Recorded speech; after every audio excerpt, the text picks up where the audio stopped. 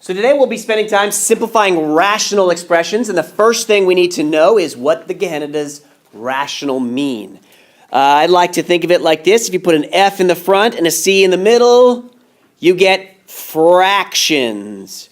So that's not 100% accurate, but rational for the most part can be reduced to the idea of fractions.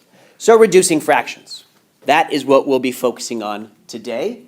And the key thing behind simplifying fractions is that we are going to be reducing.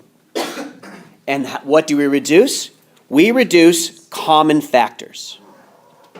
Common factors. Now, you may have heard it said with previous math teachers, you cancel things out. And there's some truth to that. It feels like canceling. But actually, when we have fractions, they don't cancel out, disappear. They reduce to 1. So I will be using the word reduce rather than canceling in today. Now this expression here, 3/18. Most of us like to just jump to the answer, or we cross this out, put a 1, we cross this out, put a 6, and then we say it's 1/6. That is fine, but what I want to do is break this up so that you see exactly what's going on, so that later, when we're factoring, we're going to follow the same process. So let's see here. Instead of just doing like we do, cross things out, reduce, what we're going to spend our time doing is this. 3 times 1 and 3 times 6. Why are we doing that? Because the goal of reducing fractions is to reduce common factors. Reduce common factors. So when I rewrite this, we now see what drops out. 3 divided by 3 is 1, so I'm left with the fraction that's there, 1/6. Good, so in number 2, it can look like this, 8 times 1 and 8 times 3. Now, this is the slightly longer way. Most of you would just cross things out and reduce. But then 8 divided by 8 is 1, and I'm left with the 1/3. So all my answer here, or my simplified form, is 1/3. So we're going to get it in the habit of doing this just so that we can apply it to the more complex problems. Here, what can I factor out? So I can factor out a 2, it's true, but let me actually factor out a little bit larger. I can factor out a 4 and a 25 and a 4 and a 12. The 4's drop out, and I'm left with 25 over 12. Notice the only factors of 25 are 5 and itself, and 5 does not divide 12, so I'm not going to go further.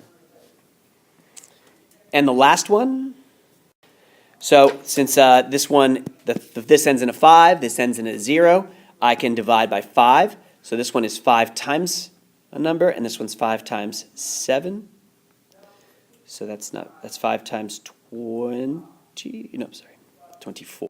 5 times 24. So we see the 5's drop out, and we get 24 over 7 as my simplified form. We can leave it as an improper fraction. That's fine. In this case, number 5, we can factor the 7. 7 stays as is, so we can write it as 7 times x, and this one is 7 times 3, and those reduce, and I'm left with x over 3. And number 6, we can write this one as 4 times 5 times x, and this one as 4 times 7. So anything that's common, any common factors reduce to 1, and we are left with 5x over 7. So what about number 7 here? Notice I can pull out a 2 times 9 times x, and downstairs 2 times 10 times x times x. Now that's okay when we have a few amount of x's to do this. Notice that the 2's drop out and one of the x's drop out. So what am I left with? A 9 in the numerator and 10x in the denominator. However, on number 8, do I want to split it up that intensely? Do I want to take this x to the 7 and write out x times x times x times x? And the answer is probably no, I don't want to. So the 36 and the 42, a common factor is 6, so I can do 6 times x to the 4th. Down in the denominator, I can do 6 times 7 times x to the 4th times x to the 3rd. Again, the way I wrote this was I took a common denominator between the x's, or a common factor, is x to the 4th. And so the remainder over here would be x3. I have to add the exponents there. So the 6's drop out, all the x4's drop out, and I am left with 6 in the numerator, 7x cubed in the denominator. Remember, an alternate version of doing this is just from my original problem.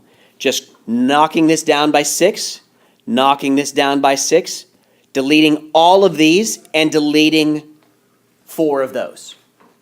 And that's a fine way to do it. I want to point out that factoring helps you out probably with a little bit more cleanliness if you do some factoring. But both are acceptable. All right, so looking at this puppy, remember, you can factor this 8 to be 2 times 2 times 2, or 2 times 4, or 4 times 2. But the point is not how to factor the 8. It's how to factor the 8 and the 24 to find a common factor. So I'm going to leave the numerator as negative 8 times x, and the denominator would be 8 times 3 times x squared. So 8's drop out, one of the x's drop out like so, and I'm left with, whoa, snap, everything on top is gone except there is a 1. That's why I don't say cancel out, I want to say reduce, because it reduces to 1, not a 0. And then in the denominator is 3x squared.